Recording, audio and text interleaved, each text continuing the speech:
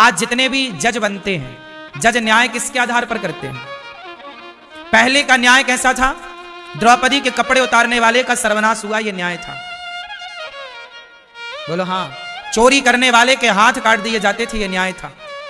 सीता को हाथ लगाने वाले रावण की लंका जला दी जाती थी, सर्वनाश कर दिया जाता था, यह राम का न्याय था। आज कहां न्याय है? बलात्कार होने वाली बेटियों को न्याय नहीं मिलता। अंधा है ना कानून, क्योंकि भारत की पढ़ाई से नहीं बना, भारत की शिक्षा से नहीं चल रहा कुछ। मैं काले के द्वारा बनाई गई विधाएं चल रही हैं इस देश में।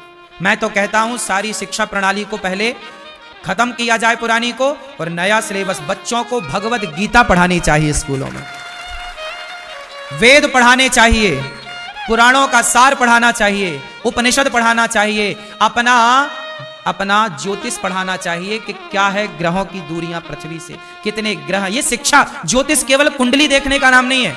ज्योतिष को बदनाम कर लिया कुछ लोगों ने।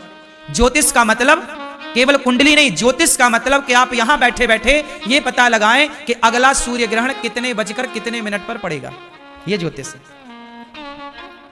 अगला सूर्य ग्रहण। अब सोचिए, हमारे ऋषि मुनि यहीं बैठे बैठे बता देते थे। उनकी गणित देखिए, पंचांग खरीदो तो 5-10 रुपए के पंचांग में लिखा था अगला सूर्य ग्रहण फलानी तारीख को इतने बजकर इतने मिनट पर। तब जब सैटेलाइट नहीं थी, जब नासा नहीं था, जब विज्ञान नहीं था, तब हम लोग जानते थे कि सूर्य ग्रहण कब पड़ेगा, चंद्र ग्रहण कब पड़ेगा। ये हमारी गणित है, ये है, ये पढ़ाना चाहिए। हम जानते थे कि बृहस्पति का एक चक्कर 12 साल का है, इसलिए हमारे यहां कुंभ 12 साल में एक बार आता है। ये साइंस है, ये विज्ञान है। बच्चों को पढ़ाना चाहिए। बच्चों को गा से गधा पढ़ा रहे हैं, इससे क्या बनेंगे मेरी मां? गा गधे का, गधा पढ़ रहा है कौन? गधा।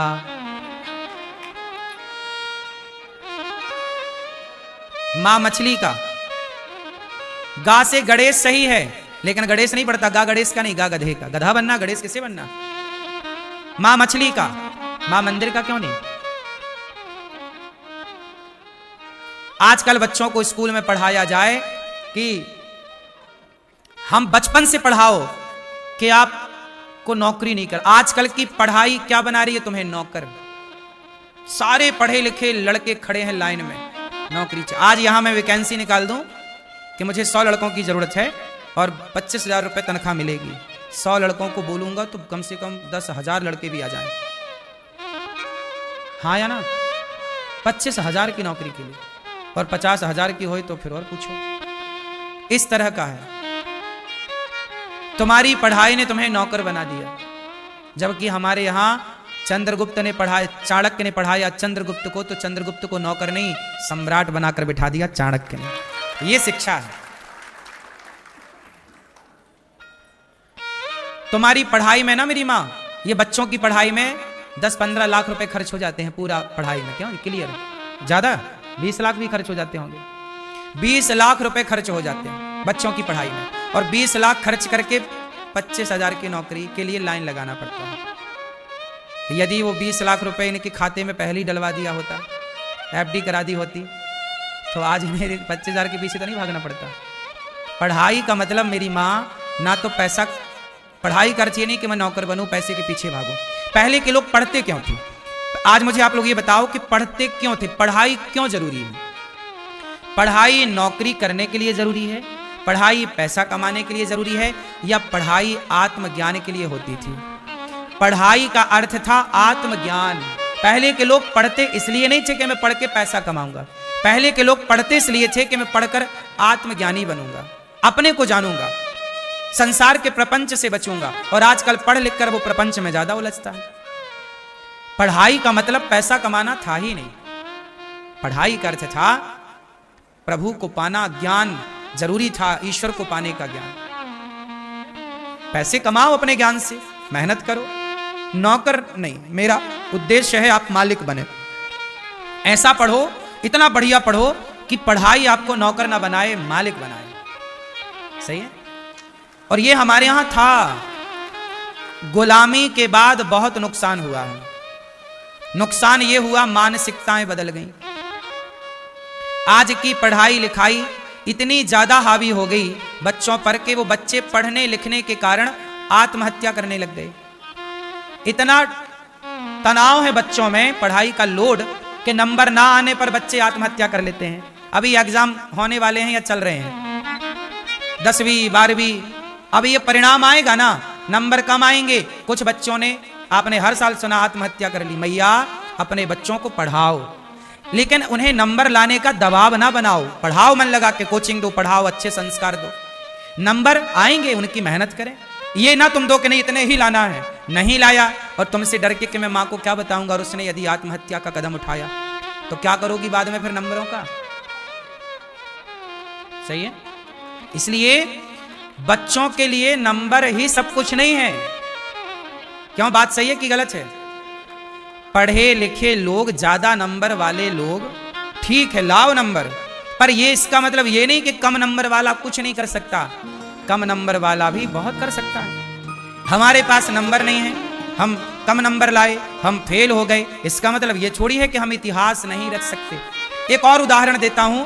हमारे भारत में एक राज्य है उड़ीसा। एक उड़ीसा में एक सज्जन है आज भी। मैं देखो सारे पढ़े लिखे लोग और जितने लोग मेरी बात समझ रहे हैं उनके लिए, तुम नहीं पढ़े लिखे या पढ़े, दोनों के लिए मेरी बात, पढ़ाई नंबर ही महत्वपूर्ण नहीं होते। मैं सिद्ध कर रहा हूं इस बात से। हमारे भारत में उड़ीसा है, उड़ीसा में एक आदमी है, नाम है हलधर नाग। क्या नाम है? हलधर नाग।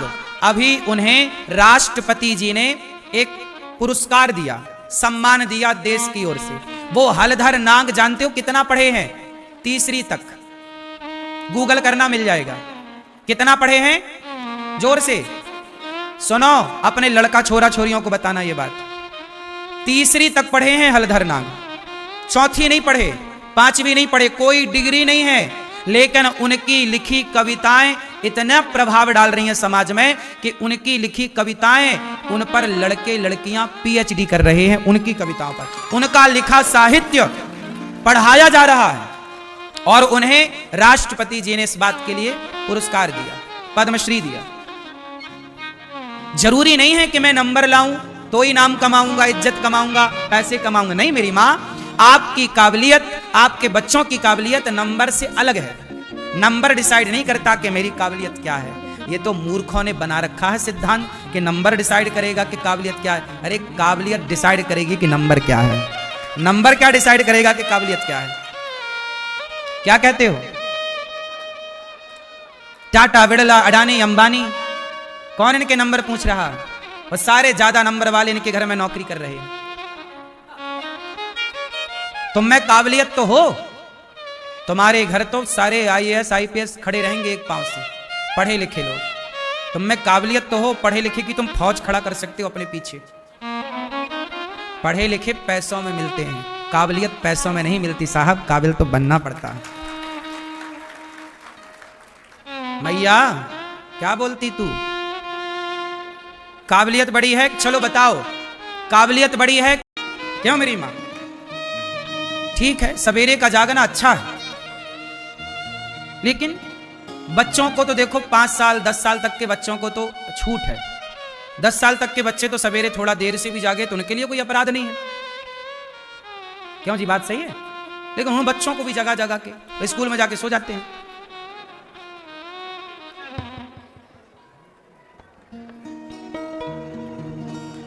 बच्चों का बचपना छीन लिया आज के स्कूलों ने।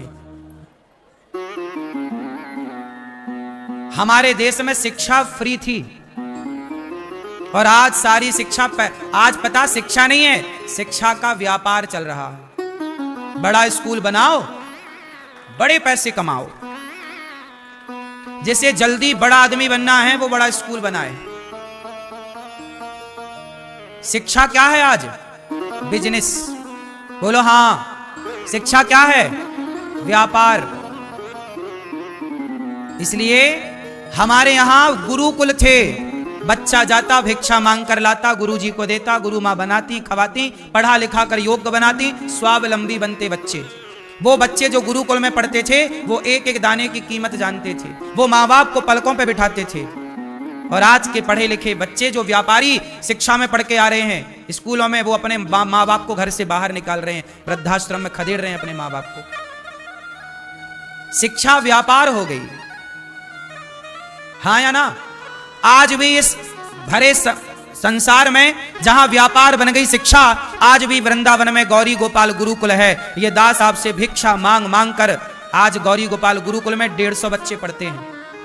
एक भी बच्चे से मैं फीस नहीं लेता, 1 रुपए नहीं लेता। उनको रहने, खाना, पढ़ना, लिखना, कॉपी किताब सब फ्री देता हूं, क्योंकि यही गुरुकुल की परंपरा है।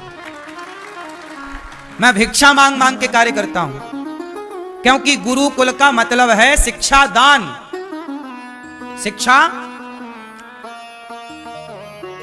शिक्षा पैसों में कम मिलती थी साहब। चाणक्य ने पढ़ाया चंद्रगुप्त को, बताओ कितनी फीस ली?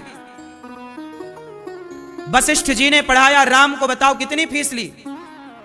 भगवान कृष्ण को 64 कलाओं का योग बनाया महर्षि उज्जैन में रहने वाले सांदीपनि जी ने, क्या फीस ली? कितनी फीस ली? गुरु द्रोणाचार्य ने पढ़ाया अर्जुन को, क्या फीस ली? शिक्षा फ्री थी, शिक्षा पर सबका अधिकार था। यह भी अंग्रेजों ने और मुगलों ने थोप दिया कि शिक्षा हिंदुओं के यहां, सनातन में शिक्षा पर भेदभाव। हमारे यहां कभी भेदभाव नहीं था। जिस स्कूल में, जिस गुरुकुल में राम पढ़ते थे, उसी गुरुकुल में निषाद राज भी पढ़ते थे। पहले थे गुरुकुल, बाद में बने यीशु कुल। क्या बने? नरी के प्रचार में आपका बच्चा क्या करने जा रहा है? फिर तुम्हारा बच्चा भी कल ईसाई हो जाएगा। ईसाई का मतलब है ईसाई विचारधारा तुम्हारे बच्चे में आ जाएगी। ईसाई के स्कूलों में वहां मांस खाना सही बताते हैं वो लोग। आज भी ईसाइयों के स्कूलों में मांस खाने को वो लोग सही बताते हैं। तुम्हारे बच्चे को यही पाठ पढ़ाते हैं कि अंडा खाना सही है, अंडे में प्रोटीन हो रहा है, ऐसा बता रहे हैं। मांस के फायदे गिना रहे। इससे क्या होगा? तुम्हारा बच्चा पढ़ने गया था लेकिन मांसाहारी बन के आएगा। नहीं समझ रहे हो षड्यंत्र। आज भारत के 80% स्कूलों पर क्रिश्चियनों का कब्जा है। पूरे देश के कोने कोने में पढ़ाने वाले कौन हैं? क्रिश्चियन।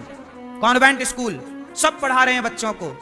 वहां कलाबा पहन के जा रहे हैं तो तरवा देते हैं, पर क्रॉस पहन के जा रहे हैं तो वहां खुद वो क्रॉस पहन के वहां का टीचर पढ़ा रहा और बच्चों से कह रहा कलाबा ना पहनो। नहीं समझ रहे हो आप? तुम बहुत देर से समझते हो। कितना आज सरकार क्यों नहीं देख रही इस बात को? मैं इस बात से परेशान हूं। भरत जी जैसे ज्ञानी घर परिवार छोड़ के गए और भरत जैसे ज्ञानी का मन एक मृग में लग गया और भरत जी को क्या बनना पड़ा? ओ मोबाइल वाली मैया चला लो मोबाइल। कहां? व्हाट्सएप पे चली गई। फिर पति परमेश्वर को याद करने लग गई। कहां हो? सुनो, भरत जी जैसे ज्ञानी जो सब छोड़कर गंडकी नदी के तट पर गए, उनका मन कहां लग गया? एक मृग के बच्चे में।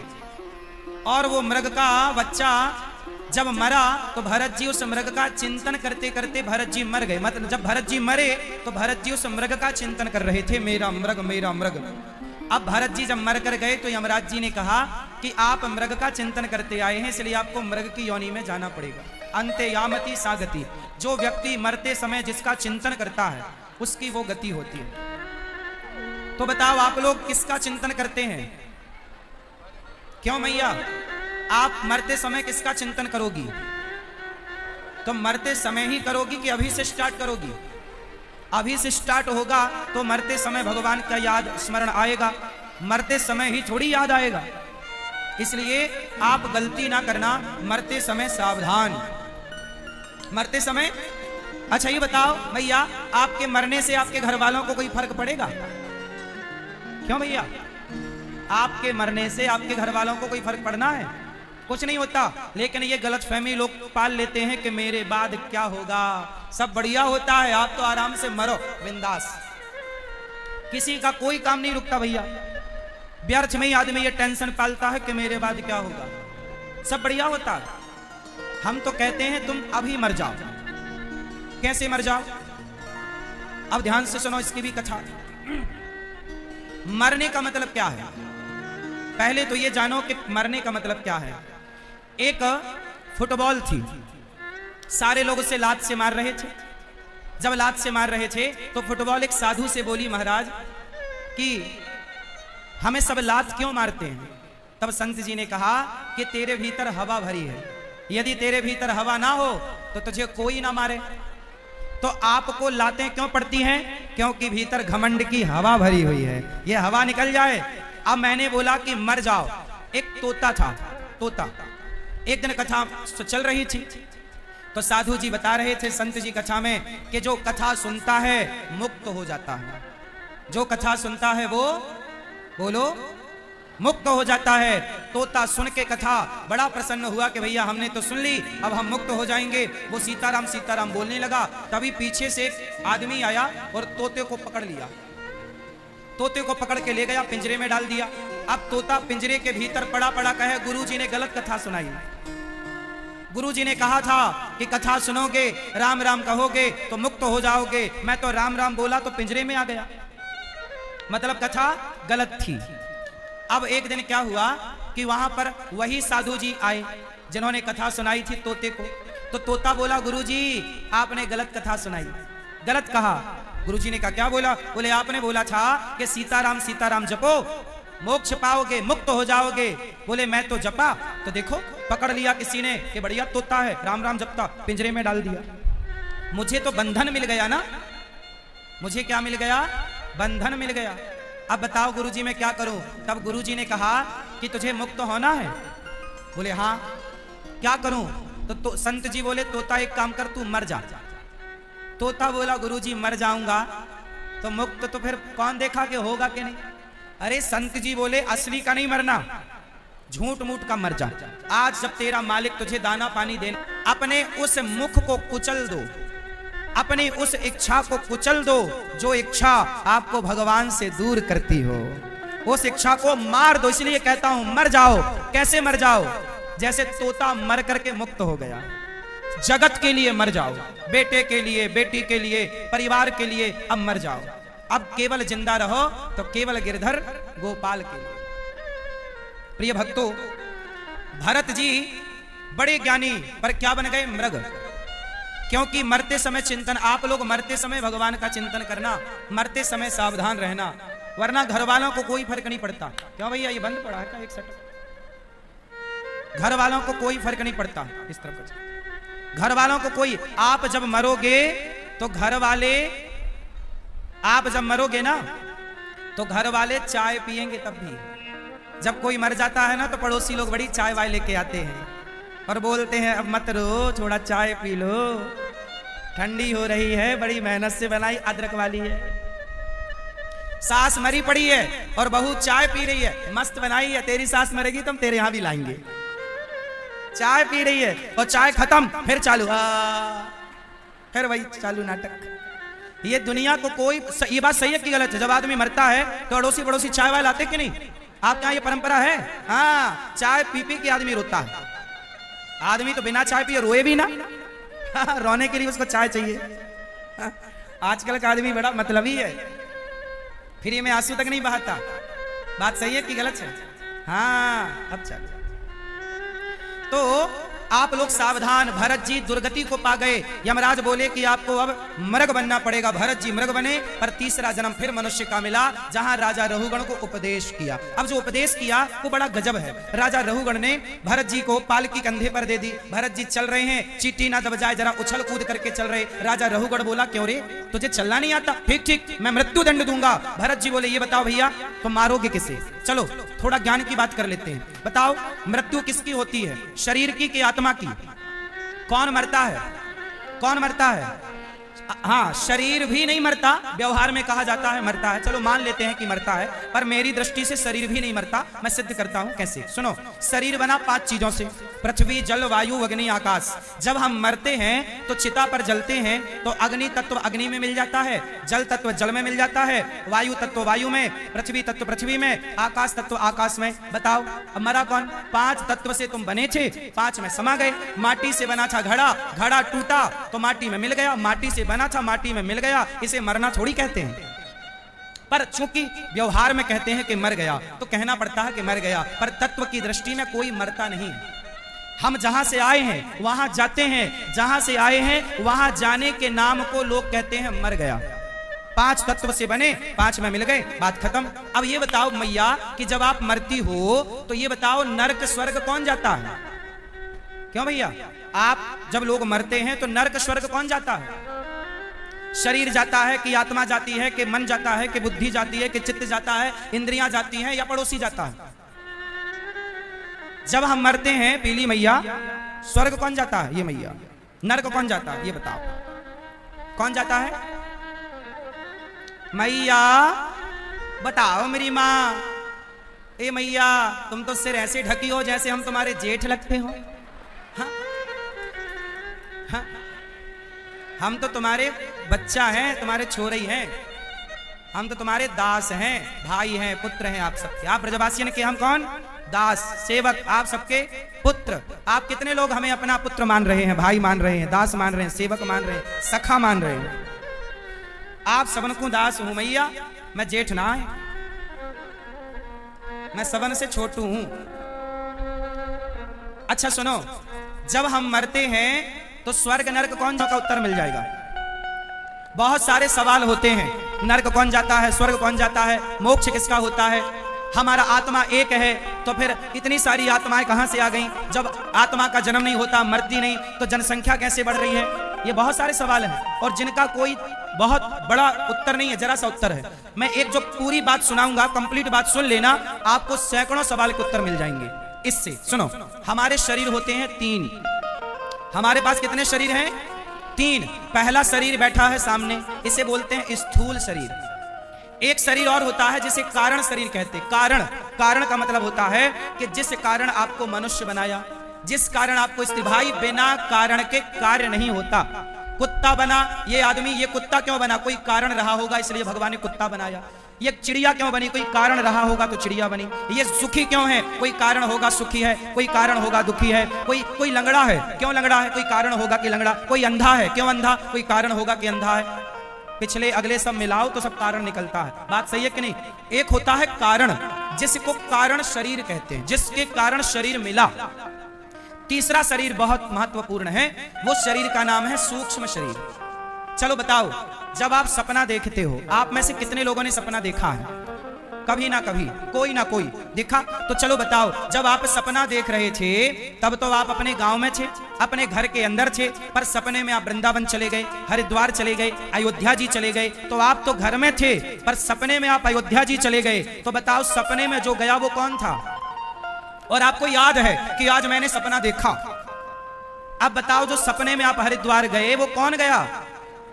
उसी को कहते हैं सूक्ष्म, वही सूक्ष्म शरीर है। सूक्ष्म शरीर 4 चीजों से मिलकर बनता है। सूक्ष्म शरीर कितनी चीजों से मिलकर बना? 4। हमारा ये शरीर कितनी चीजों से मिलकर बना? 5। स्थूल शरीर बना मैया 5 चीजों से, पृथ्वी, जल, वायु, अग्नि, आकाश। और सूक्ष्म शरीर जिससे हम सपना देखते हैं वो शरीर 4 चीजों से मिलकर बनता है। बोलो मन, बोलो मन, बुद्धि, चित्त, अहंकार। इसे अंतःकरण चतुष्टय कहते हैं। ठीक है? इन चारों के समन्वय को सूक्ष्म शरीर कहते हैं। जब हम मरते हैं तो हमारा ये शरीर जलता है, पर जो सूक्ष्म शरीर होता है जिससे हम सपना देखते हैं, यमदूत आते हैं, उसी शरीर को पकड़ करके ले जाते हैं और वही स्वर्ग और नरक का भोक्ता बनता है, वही जाता है उसी का। अब कबीरदास जी कहते हैं कि माया मरी न मन मरा, मर मर गया शरीर, आशा तृष्णा ना मरी, कह गए दास कबीर। कौन मरता है? शरीर मरता बार बार, पर वो सूक्ष्म शरीर कभी नहीं मरता। सूक्ष्म शरीर को मन भी कह सकते हैं।